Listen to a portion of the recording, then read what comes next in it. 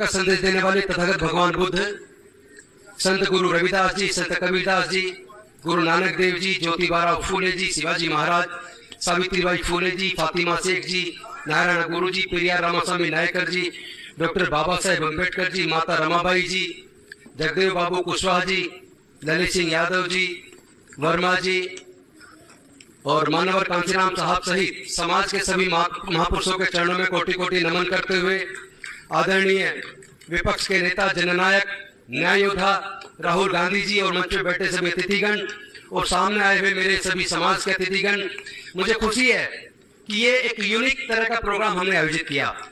इसमें कोई सारे लोग समाज के अलग अलग शेड्यूल कास्ट की जाति के प्रतिष्ठित लोग हैं।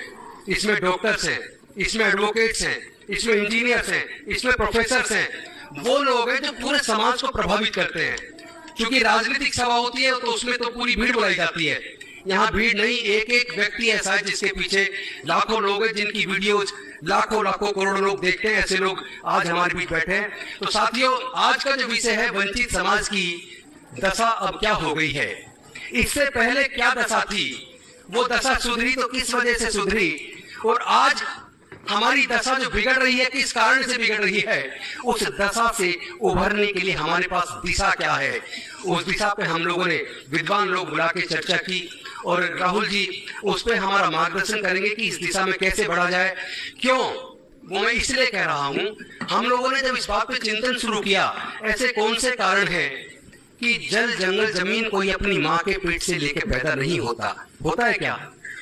नहीं होता ना। तो अगर जल जंगल जमीन कोई अपनी माँ के पेट से लेके पैदा नहीं हुआ, तो फिर मेरे समाज के दलित, पिछड़े, आदिवासी ये जमीन के मालिक क्यों नहीं बन पाए, ये प्राकृतिक संसाधनों के मालिक क्यों नहीं बन पाए, ये समाज व्यापारी क्यों नहीं बन पाया, ये समाज जमींदार क्यों नहीं बन पाया।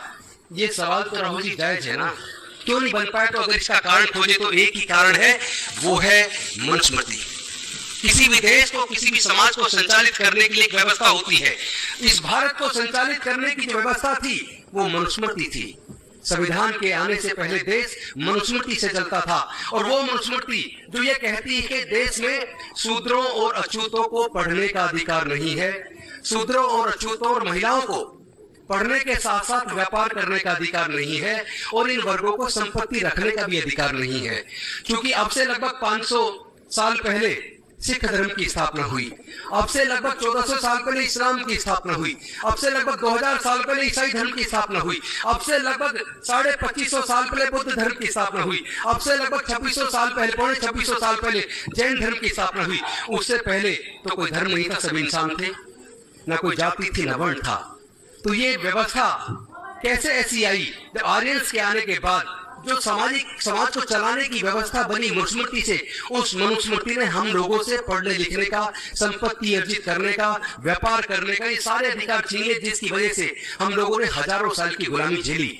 लेकिन ऐसे में एक योद्धा ज्योतिबा फूले जी आए और उन्होंने वंचित वर्ग के अधिकार की लड़ाई शुरू की, और वो लड़ाई साहू जी महाराज से होती हुई डॉक्टर बाबा साहेब अम्बेडकर जी के आते आते डॉक्टर बाबा साहेब अम्बेडकर जी ने, आपको पता है 1919 में साउथ बोरो कमीशन आया, उसके सामने समाज के ये सारी समस्याओं को रखा। उसके बाद साइमन कमीशन आया, उसके सामने समाज की सारी समस्याओं को रखा, और उसके बाद राउंड टेबल कॉन्फ्रेंस लंदन के अंदर जाकर अंग्रेजों को यह बताने की कोशिश की कि जब आपका शासन नहीं था तब भी हम गुलाम थे, तब भी हम मानवता के दर्जे से वंचित थे, तब भी हम पढ़ाई से, शिक्षा से, संपत्ति से, व्यापार से वंचित थे।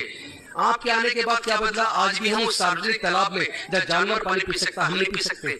तो ये रास्ता, ये जो संघर्ष का रास्ता उन्होंने अपनाया और सेपरेट इलेक्टोरल मांगा, राउंड टेबल कॉन्फ्रेंस के बाद जो हमें अधिकार मिले, और उसके बाद संविधान के माध्यम से डॉक्टर बाबा साहेब अम्बेडकर ने, जो आज की भाषा में अगर कहे SC, ST, OBC और माइनॉरिटी, इन लोगों के आगे बढ़ने का रास्ता खोल दिया। और उस रास्ते के खुलने से, जैसे अभी प्रोफेसर रतनलाल बता रहे थे, कि उसके बाद हमें एक के बाद एक, क्योंकि आजादी के बाद तो कांग्रेस का शासन था, सारे अफर्मेटिव एक्शन, और डॉक्टर बाबा साहेब अम्बेडकर जी को अवसर मिला, क्योंकि उनकी तो अपनी पार्टी थी, उसके बावजूद भी अगर उनको भारत का संविधान लिखने का मौका मिला, भारत के प्रथम कानून मंत्री बनने का मौका मिला, तो मैं समझता हूं उसमें जवाहरलाल नेहरू जी की बहुत बड़ी भूमिका थी।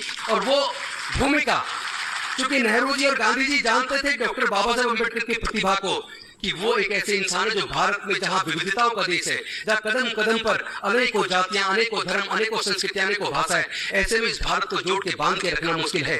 लेकिन ये ऐसे में अगर कोई संविधान का मजबूत संविधान जो भारत को एक राष्ट्र के रूप में एकजुट करे, वो केवल डॉक्टर बाबा साहेब अम्बेडकर कर सकते हैं। उनको मौका मिला, उन्होंने हमारे पढ़ने लिखने के रास्ते खोल दिए, उन्होंने रिजर्वेशन देकर हमारे नौकरियों के रास्ते खोल दिए, उन्होंने रिजर्वेशन देकर हमारे MP, MLA, मंत्री, मुख्यमंत्री, राष्ट्रपति बनने के रास्ते खोल दिए। उन्होंने हमें उनकी रिजर्वेशन से हम जज बने, कलेक्टर बने, डॉक्टर बने, इंजीनियर बने, प्रोफेसर बने, टीचर बने, वकील बने। तो जो भी कुछ हमें मिला, ये जो मध्यम वर्ग बना, ये केवल और केवल डॉक्टर बाबा साहेब अम्बेडकर जी की कुर्बानी से बना। लेकिन ये कुर्बानी ऐसी नहीं थी। इस कुर्बानी में उन्होंने अपने 5 में से 4 बच्चे गंवा दिए। 4 बच्चे छोटे छोटे इलाज के अभाव में, खाना भरपेट ना मिला, 4 बच्चे गुजर गए। और जवानी में 35-36 साल की उम्र में डॉक्टर बाबा साहेब अम्बेडकर जी की पत्नी माता रमाबाई गुजर गई। और ऐसे में उन्होंने उसके बावजूद अपना पूरा जीवन जलाकर जो हमारा मार्ग बनाया था, वो मार्ग साथियों आज बंद हो गया है।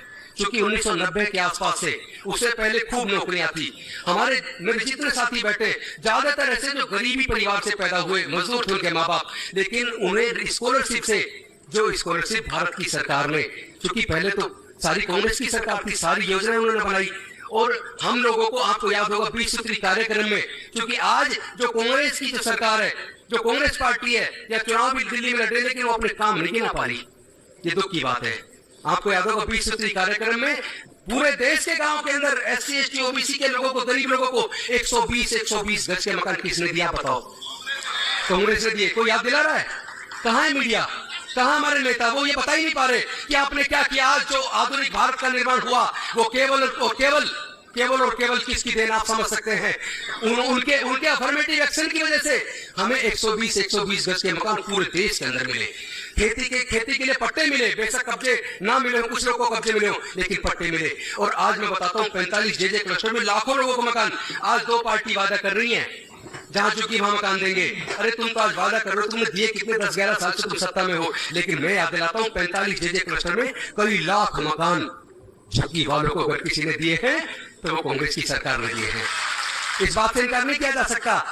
और रिजर्वेशन से हमको सब कुछ मिला। आज 1990 के बाद जब उन्होंने देखा ये वंचित वर्ग के लोग जो चप्पल पहन के हमारे घर के सामने से नहीं निकल सकते थे, हम अगर उनके घर आ जाए तो खाट से खड़े हो जाते थे, कभी हमारे सामने कुर्सी पर नहीं बैठ सकते थे, आज वो जज बन गए, इंजीनियर बन गए, कलेक्टर बन गए, साइंटिस्ट बन गए, प्रोफेसर बन गए।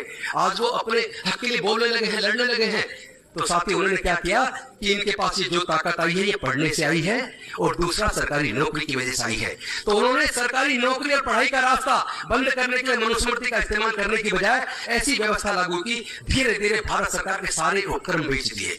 चाहे वो रेलवेज हो, चाहे MTNL हो, चाहे BSNL हो, पेट्रोलियम कंपनियां हो, गैस कंपनियां हो, बैंक्स हो, इंश्योरेंस कंपनियां हो, बाल्को हो, नाल्को हो, ITPs को, तमाम संस्थान जो गवर्नमेंट अंडरटेकिंग कांग्रेस के टाइम पर सैकड़ों बनी थी, ज्यादातर इस सरकार ने बेच दिया। बीजेपी के राज में तो पहली बार एक मंत्रालय बना, एक मंत्री बनाया गया, डिसइन्वेस्टमेंट मिनिस्टर, यानी सरकार के उपक्रमों को बेचने के लिए ही मंत्री बना दिया। और उस मंत्रालय ने देश का सत्यानाश कर दिया, सब कुछ बेच दिया। उसके बेचने से हमारी सरकारी नौकरियों के रास्ते बंद हो गए। इतना पैसा हमारे पास था नहीं कि अपना व्यापार कर ले। और जो छोटे मोटे हमारे DSFDC जैसे संगठन बने, जो फाइनेंस किया करते थे, 0.6% पे लोन दिया करते थे, आज वो बिल्कुल बंद है, किसी को लोन नहीं मिल रहा। और दूसरा हमारा अधिकार जो आगे बढ़ने का रास्ता था वो था शिक्षा। इन्होंने शिक्षा को हमारे हाथ से छीन लिया। साथियों माफ करना, बुरा मत मानना, क्योंकि यहाँ जितने लोग बैठ रहे हैं वो तो फिर भी सबल है, क्योंकि उन्होंने नौकरी की है। उनको आज जो रिटायर हो गए उनको भी पेंशन मिली है 50,000 60,000। लेकिन आप ये देखो, दिल्ली सरकार का IIT दिल्ली है, इंजीनियरिंग कॉलेज है, फर्स्ट ईयर की फीस 4,50,000, सेकेंड ईयर की फीस 4,75,000, थर्ड ईयर की फीस 5 लाख, और फोर्थ ईयर फाइनल ईयर की फीस है 5,30,000। मैं राहुल जी आपसे पूछना चाहता हूँ, हमारे गरीब समाज के लोग 5 लाख की फीस 1 साल की कहां से देंगे? हॉस्टल का खर्चा अलग, खाने का खर्चा अलग, किताबों का खर्चा अलग, ट्रांसपोर्ट का खर्चा अलग, बाकी सारे खर्चे जोड़ लो तो एक डिग्री पाने के लिए 25 लाख चाहिए। 25 लाख क्या हम खर्च कर सकते हैं? बताइए, कर सकते हैं क्या? तो हमारी तो पढ़ाई भी छीन ली। जितने कॉलेजेस हैं, खासतौर पर प्रोफेशनल डिग्री के कॉलेज, 15 लाख से लेकर 25 लाख चाहिए, और IIM करने के लिए 55 लाख रुपए चाहिए। तो हमारे तो रास्ते बंद कर दिए। छोटा मोटा ऊपर से ठेकेदारी पर थला के प्रयास वो भी खत्म। तो हमारा सब कुछ बर्बाद हो रहा है। और ऐसे में अगर हम देखें, धर्म के नाम पर तलवारें लहराने वाले लोग हमारी समाज के मिलेंगे, SC ST OBC के। जितने धार्मिक जुलूसों में तलवारें लहराई जाती हैं, उसमें लहराने वाले में हमारे समाज के लोग मानेंगे। जितने दंगे में हमने सर्वे किया, दंगे के अंदर जितने जेल गए हैं या जो मारे गए हैं, या तो SC ST OBC माइनॉरिटी, या मारे गए या जेल गए, बर्बाद हुए। और लेकिन जो करने वाले, दंगे करवाने वाले, उनके किसी के खिलाफ मुकदमा दर्ज नहीं होता। ऐसे में समाज की जो दशा है इतनी बुरी है, उस दशा से निकलने के लिए जो दिशा चाहिए, उस दिशा के लिए हमारी पूरी टीम पूरे देश के लगभग सभी राज्यों में मैं लगातार पिछले 2 साल में कम से कम 500 सभाएं पूरे इंडिया के कोने कोने में मैं कर चुका हूं। और मेरे जैसे पता नहीं कितने लोग लगे पड़े, बस फर्क इतना है सबको मंच नहीं मिलता, वरना इस समाज में एक से काबिल लोग पड़े, मेरे से ज्यादा काबिल लोग नीचे बैठे हुए हैं। मैं उम्मीद करता हूं, क्योंकि समय का मर्यादा ध्यान रखनी होती है, सॉरी मैंने थोड़ा ज्यादा टाइम ले लिया, वैसे तो मैं बहुत पंक्चुअलिटी का ध्यान रखता हूं। आज आप लोग के सामने रास्ता क्लियर है सर। अपने बच्चों को ये कावड़ जैसी यात्रा में समय बर्बाद करना, पढ़ाई छोड़ना, नौकरी छोड़ना, छोड़ के वहां जाना, उससे रोकिए।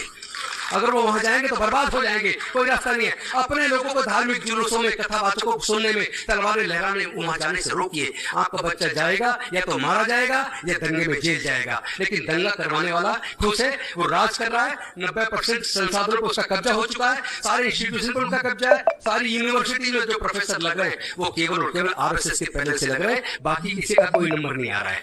तो ऐसी विकट परिस्थिति में हमें अब दिशा तय करनी होगी, और वो दिशा डॉक्टर बाबा साहेब हमें देकर गए। हमें सिर्फ अनुसरण करना है, अंधविश्वास, पाखंडवाद से बाहर निकल के अपने समाज को, हम सबकी जिम्मेदारी है। अदरवाइज डॉक्टर बाबा साहेब अम्बेडकर की कुर्बानी बेकार चली जाएगी। क्या आप चाहते हैं हमारे आने वाले बच्चे फिर से गुलाम हो जाए?